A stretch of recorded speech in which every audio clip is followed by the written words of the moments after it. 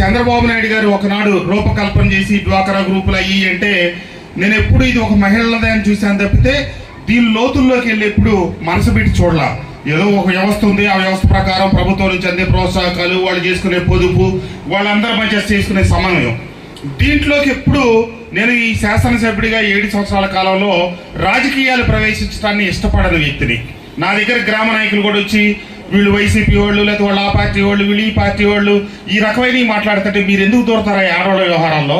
ఏదైనా తప్పు జరిగితే మాట్లాడదాం, సరిచేద్దాం, అంతే తప్పించి మీరు వీటిలో దూరొద్దు అని స్పష్టంగా నా వైఖరి అప్పుడు అదే, ఇప్పుడు అదే, రేపు అదే. కానీ 99% విఓఎల్ ద్వారా జరుగుతున్న ఈ సంఘాలు వ్యవహారాలు చక్కగా జరుగుతున్నాయి.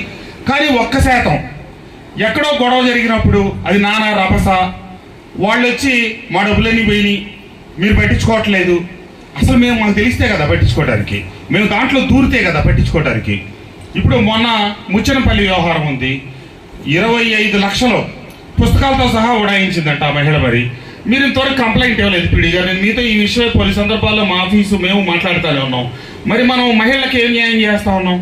దయచేసి దానికి ఉన్న మార్గం మీద మీరు కంప్లైంట్ ఇస్తే కదా పోలీసు వాళ్ళు ఆ అమ్మాయిని పట్టు రాగలిగేది. ఇప్పుడు మనం ఆ మహిళలకి ₹1 కూడా పోవడానికి వీల్లేదు. ఏం చేయాలి, ఏ రకంగా రికవరీ పెట్టాలనేది మనం చూడాలి. అట్లాగే మొన్న ఒకసారి చిలుకూరులో గొడవ వచ్చింది. అంతకుముందు ఇక్కడ మా జీకొండూరు మండలం ఇక్కడ గంగినేని కాదు దుగ్గిరాలపాడులో ఒకసారి గొడవ వచ్చింది. ఆ గొడవ వచ్చినప్పుడే మా దగ్గరకు వస్తారమ్మా, మిగతా అప్పుడు ఇప్పుడు రారు. ఆ ఒక్క గొడవ కూడా జరగకూడదు, మా దగ్గరకు రాకుండా ఉండాలని నేను కోరుకుంటా ఉన్నా. 2 పిలుస్తున్నా, ఒకటే చెప్తా ఉన్నానమ్మా, దీంట్లో అన్ని రకాల కులాలు ఉంటారు, కులాలతో పని లేదు. సమస్య వచ్చినప్పుడు కులాలు బయటికి తీసుకొచ్చి మాట్లాడుతూ ఉన్నారు. సహజంగా నేను ఒక శాసనసభ్యుడిగా ఈ మైలవరం నియోజకవర్గంలో 7 సంవత్సరాల్లో సబ్స్టేషన్లు పెడితే దాంట్లో మేము రికమెండ్ చేస్తే వచ్చే ఉద్యోగాలు ఉంటాయి, ఒక్కో సబ్స్టేషన్కి 4 వంతున.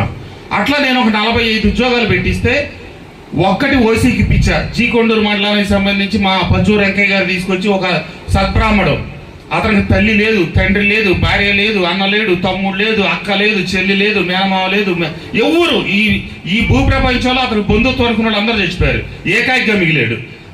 అతను ఒక్కడికి ఇప్పించి మిగిలి మొత్తం ఈ చిన్న చిన్న ఉద్యోగాలు కింద తరగతులకు ఇవ్వాలని చెప్పి దాదాపుగా 70% ఓన్లీ ఎస్సీ వర్గాలకి ఇప్పించాను. మిగిలిన అన్ని బీసీలకి, మైనార్టీలకి, ఎస్టీలకి ఇప్పించున్నాను. ఇంకా కొంతమంది మాట్లాడుతున్నారు కానీ నా దృష్టిలో అది వెలిసిపోయిన ఒక పాత భావన.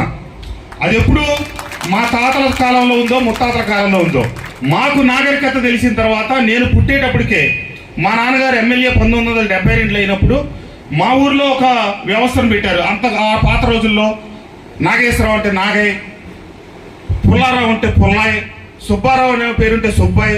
అవి ఎప్పుడో 72లో నిషేధించారు మా నాన్నగారు. నాగేశ్వరరావు అని పిల్లల, నాగయ్య గేగాయలు పిలవటం కుదరదు, చెప్పులు వాళ్ళు ఎక్కడో బయట వదిలి రావాలంటే అంత ఏం కుదరదు, అందరూ ఎక్కడ వదులుతారు మీరు అక్కడే వదలాలా, వచ్చి అందరూ కూర్చుంటే మీరు నుంచోవడం కుదరదు, అందరితో పాటు కలిసి కూర్చోవాలి. 1972లో అంటే నాకు 2 సంవత్సరాల వయసు ఉన్నప్పుడు. మాకు ఏ భావన లేవు, అంతా మా చెల్లెళ్ళే. ఈ మైలవరం నియోజకవర్గంలో ఉన్న గెలిచిన సర్పంచుల్లో సగం మంది ఎస్సీలు. నేను స్వయంగా దగ్గరుండి వాళ్ళని నా భుజాన వేసుకొని, ఇదిగో అమ్మాయిల ప్రసన్న కూడా ఒక ఎస్టీ మహిళ. ఇప్పుడు మళ్ళీ వాళ్ళందరితో కూడా ఏదో రిజర్వేషన్ల ప్రకారం గెలిపించాం, వాళ్ళని వదిలేద్దాం అనేది లేకుండా వాళ్ళందరూ నాయకురాళ్ళుగా ఈ అమ్మాయితో ఎంపీపీ కాగానే మైక్ ఇస్తే ఒక్క మాట కూడా మాట్లాడేది కాదు. నువ్వు మాట్లాడాల్సిందే, నువ్వు మాట్లాడి తీరవలసిందే అని అనర్గళంగా 10 నిమిషాలు స్పీచ్ ఇచ్చే స్థితికి తీసుకొచ్చారు. ఇప్పుడు మాట్లాడబట్టి మళ్ళీ నేను మాట్లాడినంది ఏమ్మా అంటే, సార్ మీతో 2 సంవత్సరాల నుంచి వేదికల మీద లేను కాబట్టి, అంటే వైసీపీలో ఉండిపోయింది, వేదికల మీద లేను కాబట్టి నాకు అలవాటు పోయింది సార్, ఇప్పుడు సడన్గా మాట్లాడాలంటే మాట్లాడలేకపోతున్నాను సార్ అంది.